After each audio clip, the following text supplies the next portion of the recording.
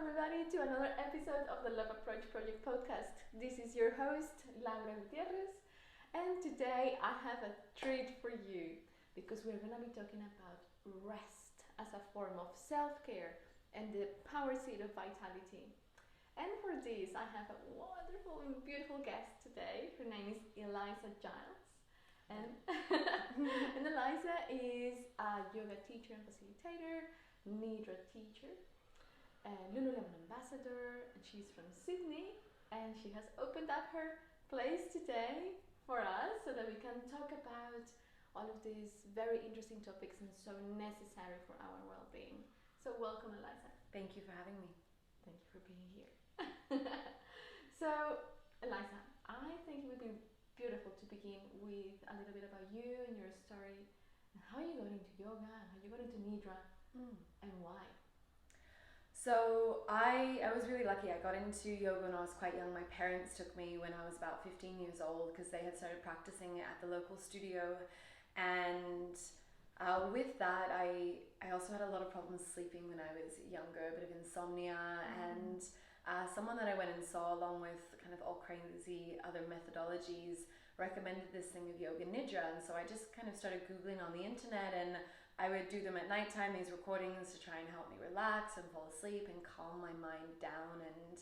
And then when I was a little bit older, I left school and moved to India, and the relationship that I was in at the time was really toxic and abusive. And coming back to Australia when I was 20 and seeing everyone just studying at university, doing business degrees because they thought that's what they were supposed to do, and I just really didn't want to do that. I just wanted to make people happy and learn how to kind of rewire the psychology of the mind that had been really affected from my experience.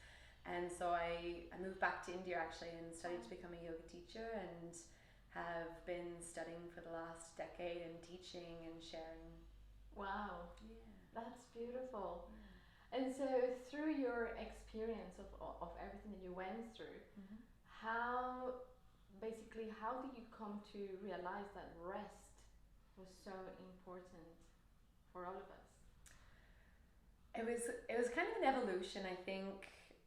Myself, like a lot of people these days, my parents are really ambitious people and they're really bright, and I grew up in a family where that's always encouraged. No matter what you do, be a yoga teacher, they were so supportive of that, but try and be the best and make as much impact as you can. And we live in this society where we worship and validate success and achievement and this constant idea of doing and striving, and it became exhausting for me. I built this mantra a long time ago that said, what I'm chasing isn't running.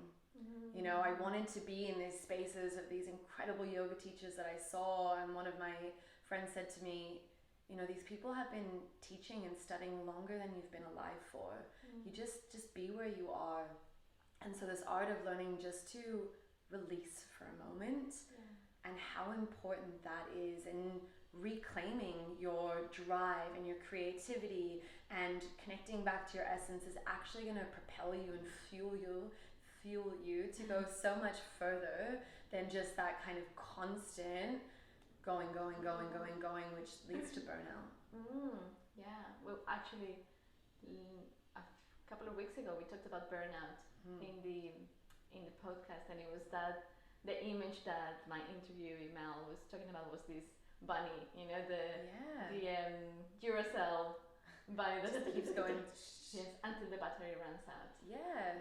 And if you're not regularly recharging your battery, you just get to this point where you're not functioning on this optimal level. You're not, meeting life to the fullest at all. You just kind of get stuck in going through the motions and being in this routine, and it gets monotonous. Yeah, of course. And so what are the consequences? What happens in our bodies when we don't rest? So there's something that we have in our bodies called adenosine, which builds up throughout the day. So it kind of comes in this wave. We wake up, we don't have a lot of it, and it's kind of a sleep pressure cooker almost. So it builds up so that we get to a point where we need to go to sleep. Okay. This adenosine is blocked by caffeine. Oh my So that's what God. caffeine is doing. It's actually blocking the receptors that are feeling the pressure of sleep, which is why about half an hour in you feel really, really perky. Some people don't even connect it because coffee has a half-life. So 7 hours later, it can still have half the amount of caffeine in your body. Wow. And so for me, and caffeine is digested by our liver. Some people are genetically more receptive to being able to digest caffeine than others. I'm one of these people that is terrible at digesting coffee. So if I have one after 10 a.m. in the morning, it will be like 1 a.m. at night, which is what, over 12 hours later. And I'm like, oh my gosh, I want to do everything, just going. But adenosine, it builds up. It's something called sleep debt. So every night when we go to sleep, along with all these other, beautiful chemical baths that happen in the brain and all of this, a lot of our memory and storage and cognitive function is sorted and stored and reset when we sleep. But if we're not getting enough sleep, and most of us think like, oh, I'll just have like 6 hours, smash a few coffees, and I've got this. Yeah. The adenosine that doesn't get dissolved while we're asleep builds up. So it's like a debt that carries over. Okay. And it doesn't go away, it digs away at us and it digs away at us, which is why people are reaching as an epidemic of burnout happening because our adrenal systems are so overworked. And it just gets to a point where, especially in the prefrontal cortex, this area where our logic and reasoning and our ability to logically handle our emotions and our experiences becomes really depleted. And so we start to feel out of control, anxious, that churning of worries and anxieties becomes really overwhelming, which is where I think there's kind of this hand in hand where there's also this epidemic of anxiety coming forth. And people are, there's manifesting in a lot of physical ways as well. Yeah, it's something that nowadays we could say that everybody has experienced at some point in the past. Definitely. And it's getting to a point, it's kind of, people are starting to feel really out of control. And there has been this beautiful turn back towards the concepts of mindfulness and the concepts of meditation and the benefits of going to things like a yoga class and experiencing rest. And so we come to the nitty-gritty of this episode. Let's talk a little bit about yoga nidra as that powerful way of resting deeply. So if you've never heard the word yoga nidra before, nidra, we were just saying, a lot of people think that I'm talking about ninjas. Yoga nidra is a really ancient practice, and it's a form of yogic sleep. So it's the practice of holding an element of awareness while you're in a deep, deep state of rest. And in that practice, it's the experience of dissolving back into this natural state of bliss that we're in. In my tradition, there's actually no difference between the state of yoga nidra and kind of the ultimate essence of the universe, what they would maybe call the divine mother, or this underlying force that's holding us all.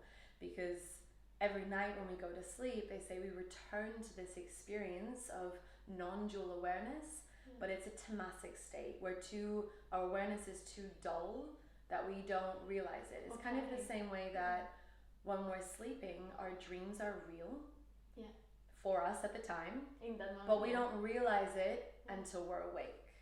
And sometimes we don't even remember them. And sometimes we don't even remember them. And so nidra is this ability to kind of sharpen the cognition functions, sharpen our ability to be aware of the changeless while we're in this constant state of change. Wow, beautiful. And so people go to a yoga nidra class or session, and they are able to rest, but they don't need to fall asleep, or they don't fall asleep.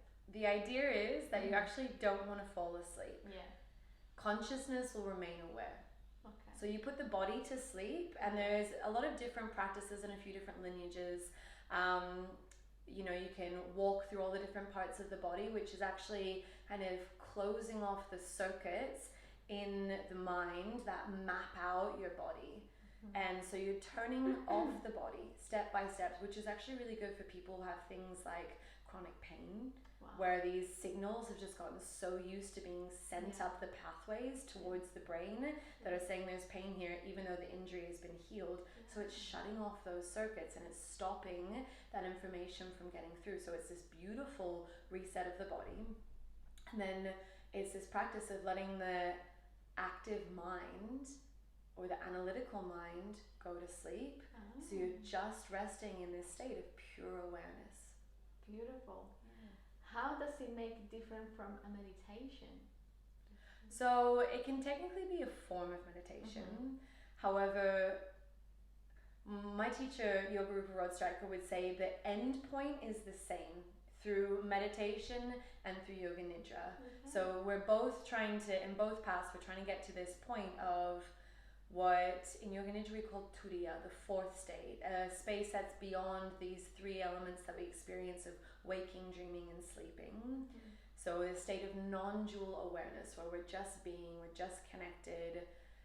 In meditation, it's a little bit more active. We're utilizing tools and things to get there, whereas in Yoga Nidra, we're trying to access the same place from a process of releasing. So for a lot of people, it's a little bit more accessible, especially if they've got injuries in their body and sitting up straight for a really long time is hard for them. Or, meditation, especially for people in our lifestyles where we're so stimulated, they think they're not supposed to be thinking about anything. And so it's actually having almost an adverse effect because they're there being like, am I doing this right? I'm not doing it right. I'm not supposed to be thinking. And then they start punishing themselves or being harsh towards themselves for being in this constant state of thought, which is really what we practice all day. And so in that way it can just be a little bit more accessible for people. Beautiful. And practicing Yoga Nidra, how does it help us reclaim our vitality? So through that process of drawing the awareness from this external state to the internal state, it actually works through the layers of our brain waves. So normally when we're outward facing and we're interacting with our day, we're in this beta state of brain waves, which are really erratic, so that we're not falling asleep, so that we're remaining alert and we're aware of our environment. And then we'll start to work down as we start to relax the body and draw the awareness into what we can feel, or becoming aware of the breath, or drawing away from sounds. We start to activate the alpha brain waves, which is where we can experience this state of being present, of being aware, of just being in our environment rather than in our heads, distracted by all the ideas that are going on. This is a state that we access in meditation, or when we're really absorbed in a task. If we're reading something and we become really engaged in that, that's why we feel really calm. And I mean, reading's such a good example, because if you get distracted, you have to reread what you're reading, right? So you come into this state of just being one with something. And then from there, you can train the brain to go a lot deeper into these theta brain waves, which is what happens when we're dreaming. It's where creativity lives. And that's actually really important for our memory. And I mean, memory is so important, especially in the spiritual practice, because if you don't remember where you got to yesterday in your practice, you have to start again from scratch. So this element of memory, of smriti, was really, really fundamental to all of the yogic traditions, of being able to recall.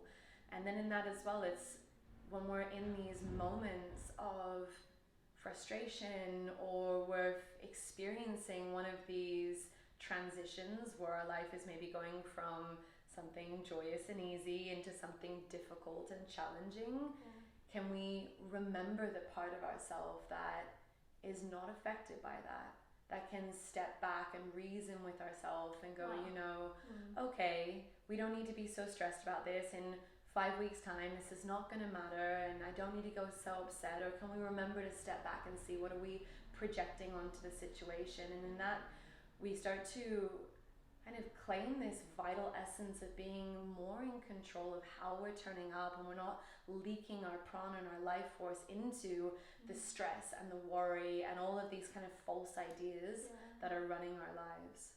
Oh, wow, that sounds not only delicious, It's very delicious. but just like really, I love what you just said about remembering and about being able to remember when we are in a stressful moment. Remember where we got before in our rest and vitality, let's say work, where we were and how we could bring some of that into the present moment. And there's this sweetness that when I talk about it in class, it's if you go back to this moment right as you're waking up in bed, or right before you wake up. We do a lot of training with my teacher to train the consciousness to be aware as we transition through all states, not just during our day, but from waking into sleeping, sleeping into dreaming, and from sleeping into waking, which was the first one that I was able to get, and probably the most profound. I mean, a lot of us wake up with alarms these days, which are kind of like really harsh, and then we haven't had enough sleep, so we just have this like, I don't want to get out of bed. But if you are able, maybe if you've got a morning where you don't wake up with an alarm, we're a bit more in that natural state, maybe it's a Sunday, there's this sweetness. There's this complete softness and blissfulness to your being, and the yogis would say that's our natural state. And in that moment, there's no gripping or clinging, which are the sources of our suffering, and so if we can keep a trace of remembrance to that, we're not depleting ourselves so much. When one thing doesn't go our way and we get so invested, well, I don't want that, or I don't like that, or, we can stay a little bit connected in. Oh, wow. Like really, I'm in love with this aspect, because I didn't know that was part of the benefits, let's say, of practicing yoga nidra. So let's talk a little bit about the philosophy, because I guess the philosophy has a lot to do with this aspect of being able to remember. It has that higher aspect of bringing to our day-to-day, our spiritual self. So, I mean, in the philosophy, the practice of yoga nidra has been around for thousands of years. It's referenced in a lot of the ancient texts, but as it is with a lot of the yoga, it's just reference. It's not explained how to get there. The steps aren't mapped out for you. The idea with a lot of the teachings, in the Yoga Sutras, is the same, is that you have a teacher to share that with you. And a lot of the practices were actually kept secret, but we see it even in Mahayana Buddhism. They speak a lot about this practice of conscious sleep.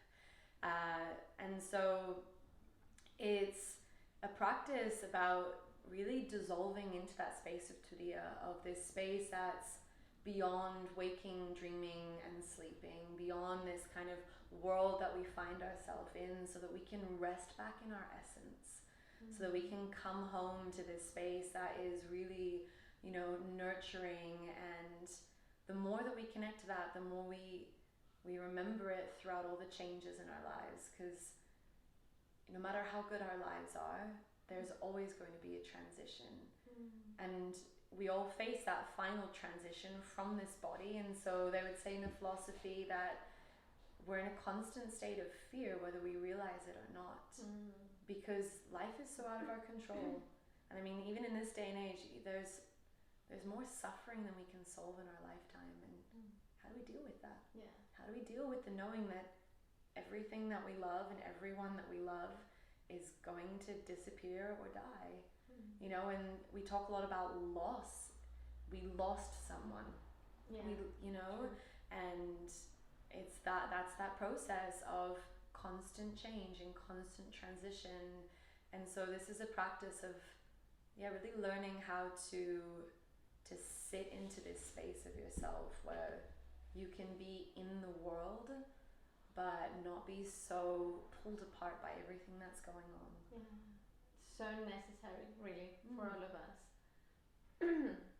I do feel, and I talk from my experience, like we can get to a place of such disconnection from our own internal being, self, nature, the divine nature, whichever way you want to call it, that we believe that everything that is outside, it's real, it's true, it's what it's, how do you say that, it's everything. Yeah, and it's what's going to bring our happiness in. So we think like, oh, if I just do more, if I make more money, if I look fitter or thinner or more muscly, or if I get that partner, then I'm going to be happy.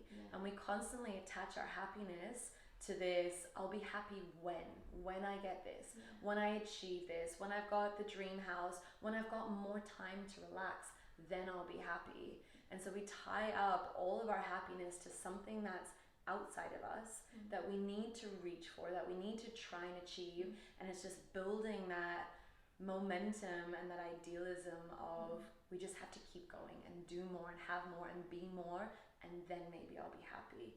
When it's actually this remembrance of we have everything that we need. These social constructs have all just been invented, and it's not the be all and end all. You know, I know some people who have millions and millions of dollars. They have everything. Their life looks picture perfect, and they're not happy because they've spent so much of their time reaching out and striving that they haven't actually enjoyed their lives, and they just feel empty and lonely. Of course, and so a practice like Yoga Nidra can really help us come back. And so who is Yoga Nidra for? So Yoga Nidra, anybody can do it, which is one of the most beautiful things about it. You know, it's taken most often laying down. It's a typical practice. You support yourself up with bolsters and cushions if you need. You can even have something covering your eyes or something covering your body to kind of calm down or stop the sensory experience, because we're trying to shut that off. And which makes it really accessible. People of all ages can do it. You know, even if they've got knee injuries and they're saying, I can't sit for meditation, I teach disabilities yoga once a week.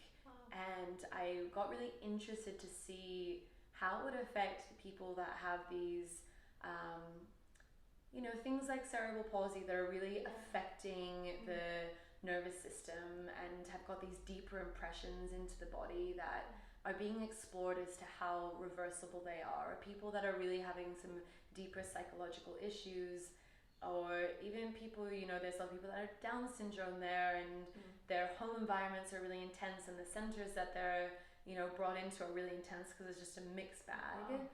And just the level of calm that they experience is amazing. And then yesterday I was teaching it to the emergency response team. I saw on your Instagram, but it was so cool. I know, out in Mooney. So I work with the New South Wales Roads and Maritime Division, and I do the tow truck drivers and the emergency response teams there, and they can be pretty boisterous. But actually the team I had yesterday were amazing, but the team that I work with normally, they can be pretty boisterous. It's not like yoga that I teach in a studio. I'm like a school teacher sometimes. I'm like, boys, stop poking each other. But when we do Yoga Nidra, they really release, and you can even see it in their bodies. You know, often as a yoga teacher, we get to watch everything, and when people lay down at the end, even in Shavasana, they've still got this deep tension crystallized into their shoulders and their neck and their face, and they think that they're relaxed. But when you go through and you consciously release parts of your body, it's such a deeper experience for the nervous system, for the, you know, all of the systems of the body that are going into that state of deep cellular restoration. So it builds up the vitality. And so in order to practice Yoga Nidra, do you need to go to like a class, or can you do that at home? You can do it at home. There's actually not a huge amount of classes on offer. I really wish they were. I would be there all the time. But there's a lot of incredible recordings. I mean, you can just Google it. I think my teacher, Yoga Rupa Rod Stryker, has got one on not Spotify, on SoundCloud. He also has an app called The Sanctuary, and there's I mean, you can do Yoga Nidra for all different things. You can do it for cognition, like we spoke about, and memory. You could do it for healing. You can do it for personal transformation. And there's all different aspects of that on there as well. He's built a beautiful library. How wonderful. And so maybe could we actually have a practice now? Of course we can. Fantastic. So what do people need to do now before they Make sure you're not driving a car or using any machinery, which I hear all the time at the start of meditations. Just find somewhere that's quiet, that maybe there's not a lot of, wind or elements affecting you, and lay yourself down. It can feel really nice to pad the back of your head, because our bones, over a lot of pressure, it can actually get quite spongy and malleable. And I always slide something underneath my knees, just personally. I've got, nice space for the lower back there. Beautiful, yeah. And then you want to make sure that when you come to lay down, you can put a blanket over you. You can cover your eyes, but not with anything too heavy.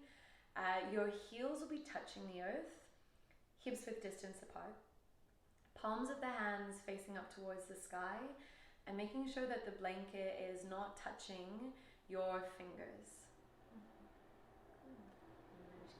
Lovely, let's do it. So once you have settled down onto the floor, just take any final adjustments that you need so that you don't need to move for the next few minutes.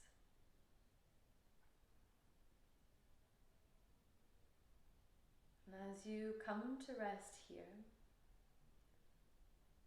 have the intention to relax. So you begin to experience no holding in the body.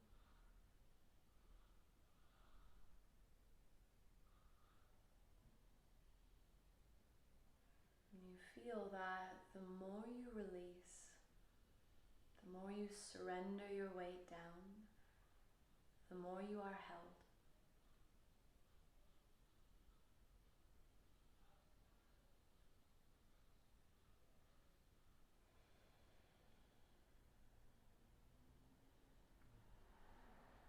And start to become aware of sound. Letting the sounds become further and further away as you drop deeper into yourself.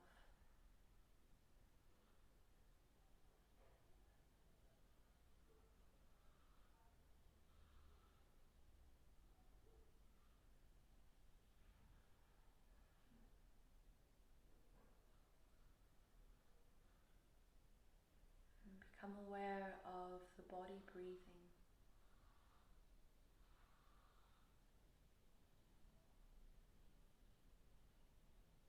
Noticing that without any effort on your behalf, the body is breathed.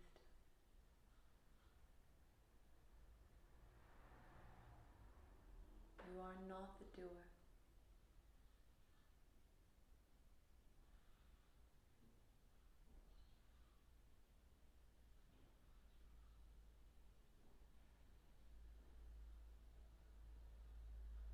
Let the breath find the perfect rhythm for this moment.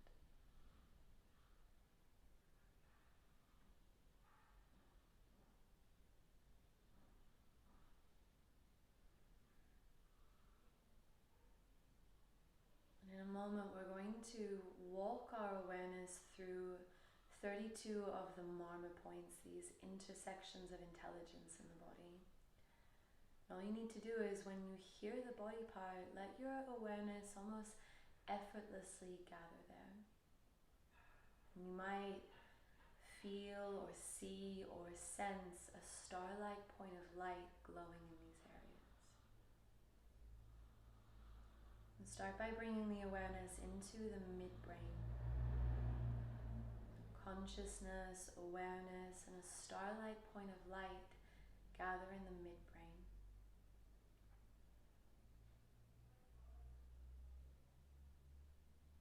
Center of the throat. Star-like point of light and awareness gather.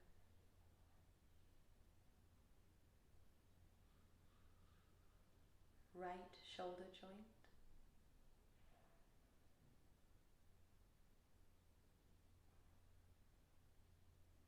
Right elbow joint.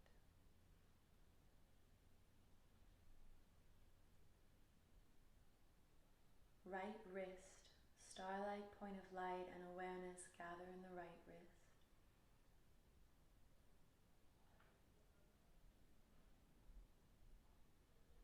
right thumb tip, pointer fingertip,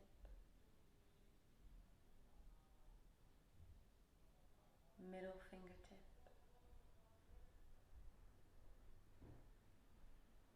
right ring fingertip, pinky fingertip,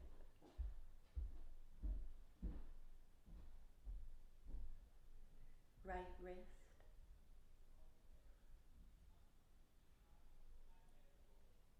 right elbow,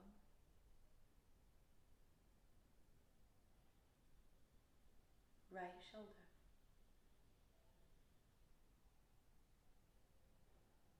center of the throat,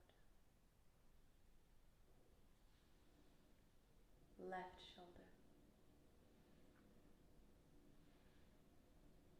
left elbow crease, starlight point of light and awareness gather at the left elbow,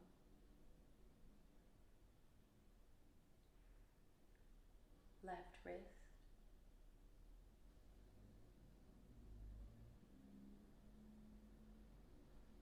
left thumb tip,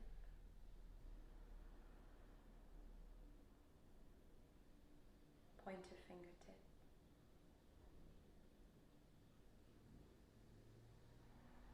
middle fingertip,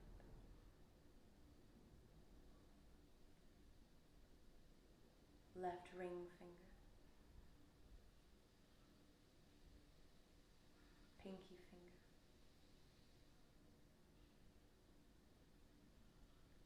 left wrist, starlight point of light and awareness gather. Have the intention to remain awake. Left elbow,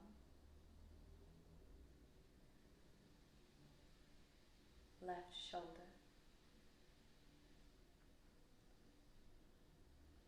center of the throat. Now awareness gathers in the chest center, expanding into the vastness of the heart cave.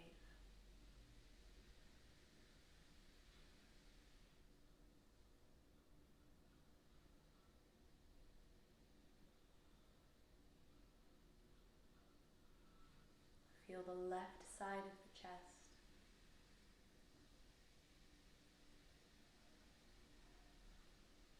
right side of the chest,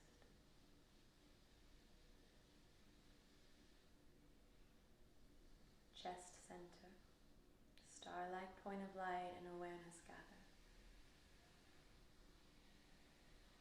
Center of the throat,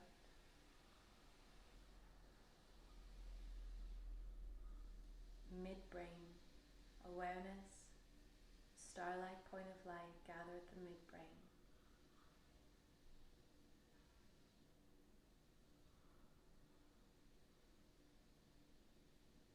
And release consciousness to rest in spacious awareness.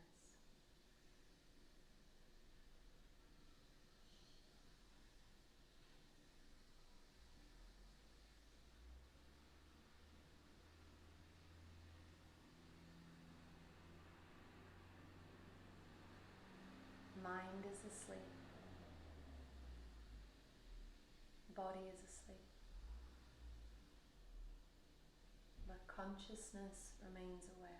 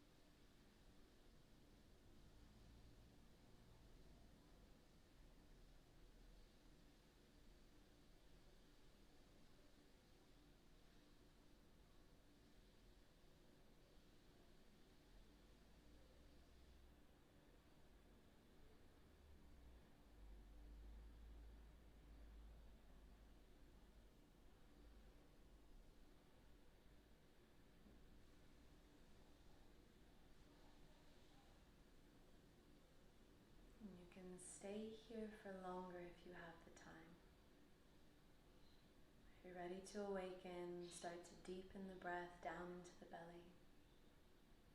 Feeling the inhale rise a wave of vitality and nurturance as you fill up with fresh life. Let the exhale release any lethargy or heaviness that you're holding. And do that again. Inhale, rise as a wave. Vitality, nurturance swells through the body.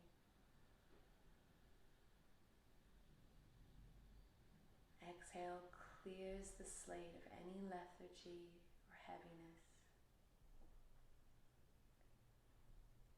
And you'll just roll onto one side. Take a moment to bring the knees in towards your chest. Aware of the transition.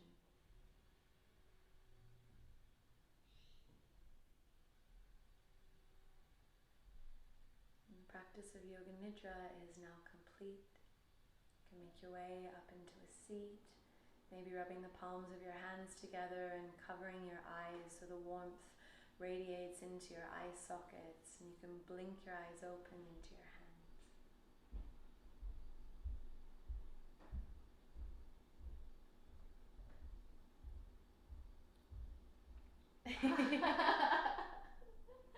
I felt I was lying down. That was beautiful, Eliza. Thank you so much for sharing that. You're so welcome. Yeah, that was fantastic. Mm. I don't know if there is anything else that perhaps we can share with our listeners. I think you touched on so many different, very important points, and I guess that it's just a time of going and doing it. Right? Yeah, I think one of the most important things to remember is there's a lot of value in doing nothing. I'm air quoting if you're listening to this. Yeah.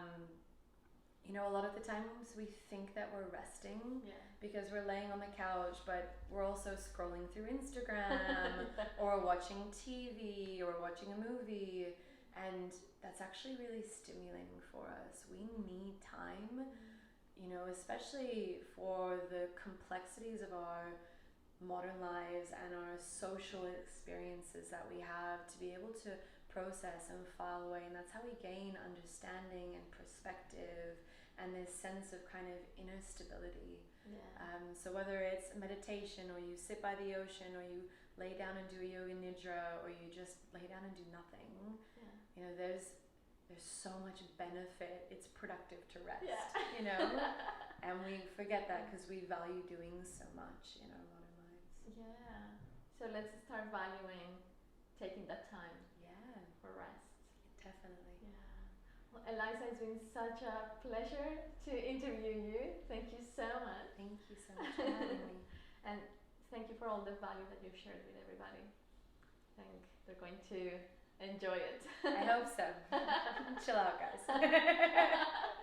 And so, Eliza, if people want to find you, where can they go? So you can find me elizagiles.com. And there's links to a bunch of free meditations and anxiety meditations and things that I put up there. It's something I'm really passionate about. Instagram is @ElizaGilesYoga, and they also run a retreat business to take people into beautiful environments and help them return back to this essence, which is called Return to Essence. So that's at returntoessence.com. Fantastic. And when is your next retreat? Or we're going to be in India in March next year, 2020. We're going to be going to Sicily for a soul retreat from August 23rd to 29th next year as well. So definitely find a way to come alongside. It's going to be really amazing. Oh, fantastic. That gave me goosebumps, actually. Oh, lovely. Well, thank you once again, Eliza. Thanks so much for listening, everybody. Oh, see you soon. See you soon. Bye, Ciao. guys. Bye. See you.